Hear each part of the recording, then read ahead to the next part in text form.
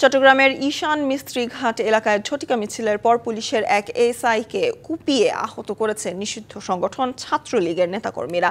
সোমবার গভীর রাতে মিছিল বের করলে তাদের ধরতে অভিযান চালানোর সময় এ হামলার ঘটনা ঘটে। পরে 18 জনকে আটক করেছে পুলিশ।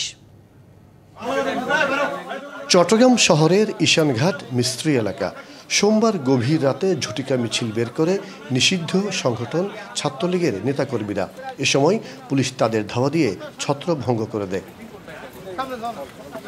পরে মিছিলকারীদের ধরতে অভিযানে নামে police.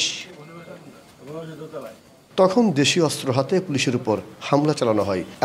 Colour expert, George sap এবং মাইল্ড অন হ্যান্ডস টেকনোলজি সমৃদ্ধ অরিক্স ক্রিস্টাল ওয়াশ আপনার আলোপাতাড়ি কুপিয়ে আহত করা হয় বন্দর থানার এসআই আবু সাইদ রানাকে। চাপাতি, কিরিস, তারপর বড় ছোড়ার, তারপর আপনার চাইনিজ কুড়াল, এগুলো নিয়ে মিছিলে ছিল তারা। এবং মিছিলের সময় যারা আমাদের কাছে নিউজ দিয়েছে তারা মিছিলের সময় তারা এই অস্ত্রগুলো প্রদর্শন করেছে। ঘটনার পরপরই পুলিশ ও সেনাবাহিনী যৌথ অভিযান শুরু করে উদ্ধার করা হয় বেশ কিছু অস্ত্র, আটক করা হয় 18 জনকে। আমরা গতকালকে অভিযান পরিচালনা করে 18 জনকে গ্রেপ্তার করেছি এবং তাদের কাছ থেকে বিপুল পরিমাণ দেশীয় অস্ত্র উদ্ধার করেছি। এই ঘটনার সঙ্গে যারা জড়িত প্রকৃত রহস্য উদ্ঘাটন করে প্রত্যেকে আমরা আইনের আওতায় নিয়ে আসবো। নিষিদ্ধ ছাত্রলীগের সব অপতৎপরতা বন্ধ করতে সারা দেশে আইনশৃঙ্খলা বাহিনী সজাগ রয়েছে বলে জানানো হয়। মাসুদুল হক, ডিবিসি নিউজ, চট্টগ্রাম।